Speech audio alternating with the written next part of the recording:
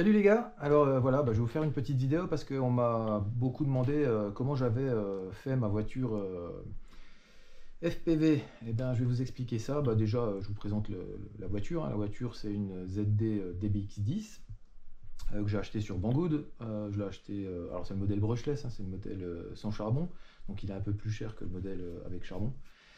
Je l'ai payé 195 balles sur Banggood. Après, les prix varient, hein, on peut trouver moins cher, un peu plus cher, voilà, quoi. Donc j'ai acheté ce modèle et j'ai tout simplement retiré à l'intérieur voilà, les petites figurines, là, les Teletubbies, pour avoir un plus gros volume à l'intérieur et pouvoir mettre ma gimbal. C'est une XF C20T. Je mettrai la référence après sur la vidéo, ce sera plus simple, peut-être que je me suis trompé, donc voilà. Une gimbal, donc un stabilisateur, hein, à l'intérieur, avec une caméra O4 de DJI. Et puis le O4 avec un petit donc avec ce stabilisateur, c'est livré avec un petit ventilateur pour le refroidir, l'antenne du O4, hein, avec une réception de plusieurs kilomètres, et puis j'ai déporté l'antenne du head tracker, hein, parce qu'il y a un suivi de tête qui est avec, qu'on retrouve voilà, ici, et que j'ai collé, enfin que j'ai scratché sur les lunettes. Et ce suivi de tête, il fonctionne, je vais vous montrer en branchant rapidement, hein. Dès que je branche, tout se met en route. Le suivi de tête, voilà. Je mets en route le head tracker, hop, et on le remet à 0. Voilà, et donc vous voyez, il suit, hein.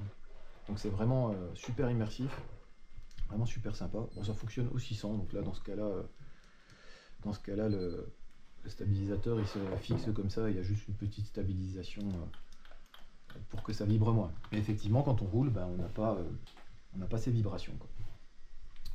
Dans les modifs que j'ai effectués, j'ai rajouté juste ce petit adaptateur là, hein, puisque d'origine on est comme ça et on vient brancher la batterie en direct. Là il y a un petit adaptateur avec en parallèle deux fils qui vont alimenter donc le stabilisateur qui lui-même alimente le O4. Voilà. J'ai aussi, j'ai aussi changé le récepteur, parce que d'origine on a une radiocommande comme ça avec un récepteur X6F, sauf que la portée elle est je sais pas, 200-300 mètres, donc c'est pas pour faire de la voiture FPV et faire de l'exploration, c'est-à-dire aller un peu plus loin. J'ai changé le récepteur par un récepteur Radiomaster, et donc la radiocommande MT12. La radiocommande MT12, l'avantage c'est que elle a la télémétrie, donc le récepteur il a un petit fil, un petit câble supplémentaire qu'on peut brancher sur le câble d'alimentation, le câble d'équilibrage de la batterie. Et donc du coup sur la radio on peut avoir la télémétrie. Donc là la batterie elle est chargée à 7,7 volts, et j'ai programmé une alarme. Si je descends en dessous de 7 volts, je vais avoir une alarme batterie faible. Alors ce qui est pas mal aussi sur cette radiocommande, c'est qu'on peut aussi programmer, on peut mettre de l'expo. Donc il y a plein de choses à faire, hein, mais disons que sur l'accélération, j'ai pu programmer de l'expo.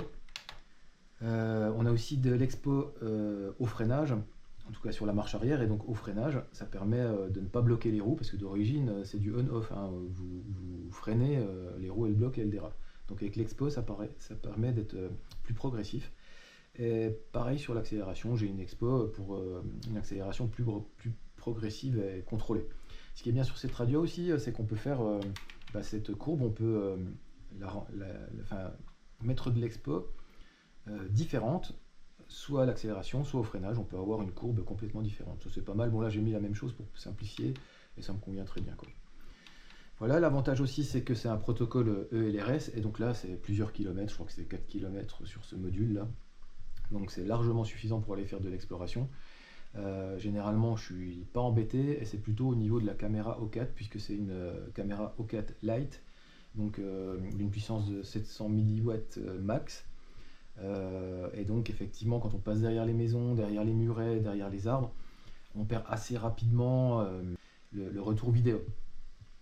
C'est quand même pas mal, hein, mais disons que certainement qu'avec un O4 Pro, effectivement on aurait plus de pénétration, une meilleure liaison. Bon après c'est quand même le double du prix, Déjà là, le O4 il a 100, je l'ai acheté 110 € je crois, l'autre il a 250 balles quoi, donc c'est pas la même chose. J'ai rien modifié sur le châssis, hein, j'ai simplement posé la plateforme du stabilisateur directement sur le châssis, et là il est fixé tout simplement avec un railson ici. Voilà. Et ça tient largement. Après, ça pourrait être amélioré, il faudrait peut-être que je mette des petites entretoises de peut-être un demi-centimètre pour peut-être gagner un petit peu en hauteur, parce que comme on voit, j'ai encore un petit peu de marge ici, je pourrais gagner peut-être un demi-centimètre, voire 1 centimètre. Pour la vue, ça serait peut-être mieux, parce que là on a un peu le capot devant, mais bon, c'est largement bien, hein, ça va largement bien. Ce que j'aime bien aussi, c'est l'antenne là qui est déportée vers le pneu. Quand la voiture se retourne, si jamais je fais une galipette, bah déjà la carrosserie elle protège la caméra et tout, et même l'antenne elle est protégée par la roue qui est surélevée ici. Comme vous voyez, il y a de la place à l'intérieur. De toute façon, à la limite, on s'en fout de l'intérieur, qui est plus ces bonhommes là, parce que bah, c'est une vue immersive et on voit à la place des bonhommes. Donc, la voiture elle monte à 80 km/h avec les batteries 3S. Alors c'est rigolo, mais ça va très très vite, et quand on donne la patate là et qu'on n'a pas réglé l'expo justement sur la radio, la voiture elle se cabre rapidement, hein, donc voilà. Je pense que pour faire du FPV, une batterie 2S c'est largement suffisant. Voilà, on a fait le tour. Qu'est-ce que je peux vous dire d'autre? Je sais pas, hein, si vous avez des questions, vous me les mettez dans les commentaires, et puis voilà. Allez, tchuss.